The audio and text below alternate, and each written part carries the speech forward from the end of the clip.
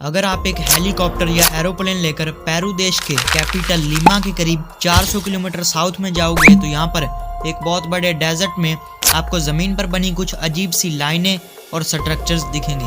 170 square मील में मिट्टी में फैली हुई इन लाइनों को कहा जाता है द नाज़का लाइन। ये लाइनें करीब 6 से 12 इंच गहरी हैं और ज़्यादा चौड़ी भी नहीं है, बट लंबी बहुत हैं।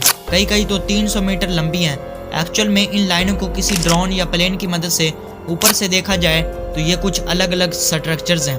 इनमें मकड़ी, बंदर, छिपकली, कुत्ता, इंसान, कुछ परिंदे, कुछ अलग अलग पेड़ और फूलों के साथ साथ न जाने और कई सारे स्ट्रक्चर्स भी बने हुए हैं। जब रिसर्चर्स की टीमों ने इनका मुआयना किया तो पता चला कि ये स्ट्रक्चर्स और लाइनें कई हजार साल पुरानी हैं।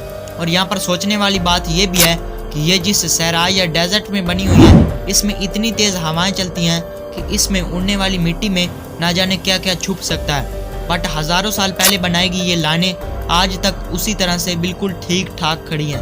हैरानगी वाली बात यह भी है कि उस टाइम ना ही कोई ड्रोन, ना ही कोई एरोप्लेन और ना ही टेक्नोलॉजी का कोई नामो निशान था, तो आखिर इन लाइनों और स्ट्रक्चर्स को इतनी बारीकी और गहराई से कैसे बनाया गया।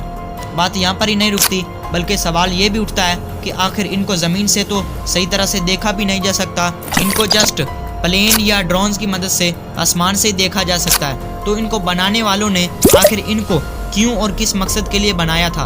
क्या वो कोई दूसरे प्लेनेट से आए थे, या वो लोग इन अलग अलग शक्लों या स्ट्रक्चर्स के जरिए आसमान से आने वाले एलियंस को कोई मैसेज या पैगाम दिया करते थे?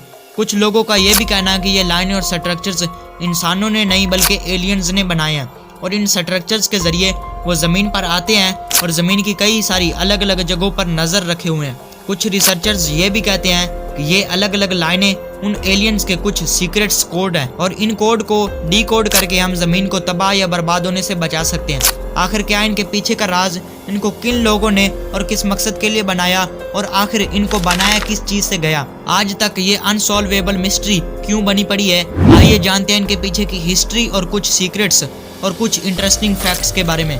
हेलो दोस्तों, मैं हूं आपका अपना यार और दोस्त मिस्टर बशीर। तो चलो हमेशा की तरह शुरू से सब कुछ स्टार्ट करते हैं। दोस्तों, इन लाइनों को 1500 में पहली बार डिस्कवर किया गया था। उस टाइम पर लगा कि ये कुछ पुरानी सिविलाइजेशन की सड़कें होंगी, बट साल 1927 में एक पेरुवियन आर्कियोलॉजिस्ट ने इन लाइनों को पास की पहाड़ी से देखा तो उसे लगा कि ये तो कुछ ड्राइंग्स बना रखी हैं, ये कोई सड़कें नहीं बल्कि सिंबल्स बनाए गए हैं ज़मीन के ऊपर। बस इसी बात को देखते हुए एक और प्लेन के पायलट ने इन लाइनों का जायज़ा लिया और इनकी कुछ पिक्चर्स या तस्वीरें खींची। बस फिर क्या था, रिसर्चर्स की टीमें लग गई इनके पीछे। कुछ रिसर्चर्स का ये भी कहना है कि इन लाइनों को 200 BC से लेकर 500 AD के बीच में बनाया गया था। और कुछ रिसर्चर्स और साइंटिस्ट ये भी कहते हैं कि जिन लोगों ने इन्हें बनाया था उन्हें नाज़का कहते हैं। बट कुछ थ्योरीज ये भी कहती हैं कि एलियंस ने इन्हें अर्थ पर आकर बनाया। बट सबसे पहले तो हम ये जान लेते हैं कि यहाँ पर जो लोग रहते थे वो कौन थे, उनकी हिस्ट्री क्या है और वो क्या क्या करते थे। आज तक यहाँ पर रहने वाले लोगों को नाज़का के नाम से पुकारा जाता है। कहा जाता है कि जो लोग यहाँ पर रहते थे वो बहुत ही अजीब टाइप के थे, और उन्होंने अपनी मिट्टी के बर्तनों और कई सारी चीज़ों पर अलग अलग फेस और डिज़ाइन बना रखे थे। कुछ मूर्तियों में देखा जा सकता है कि एक बंदा जो कि किसी इंसान या किसी चीज़ का सर पकड़कर बैठा हुआ है, और इसके अलावा उनके कई सारे ढांचे और भी कई सारी चीज़ें डिस्कवर की गई थी।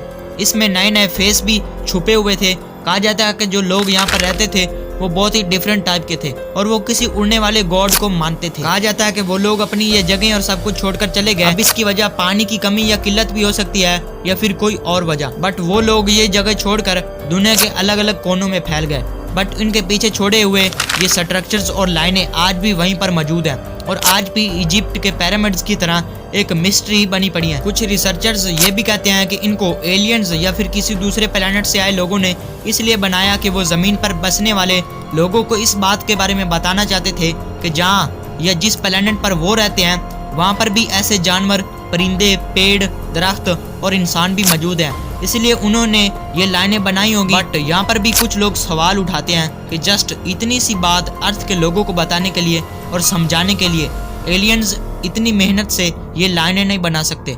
जबकि कुछ लोग कहते हैं कि एलियंस ऊपर से ज़मीन पर बनी हुई इन लाइनों और डिज़ाइनों को देखकर कुछ ना कुछ सोच रहे होंगे। लेटेस्ट स्टडी से यह भी मालूम होता है कि इन लाइनों को एलियंस ने नहीं बल्कि नाज़का के लोगों ने बनाया था। शायद वो किसी तरह की मुसीबत में थे और अपनी हेल्प चाहते थे।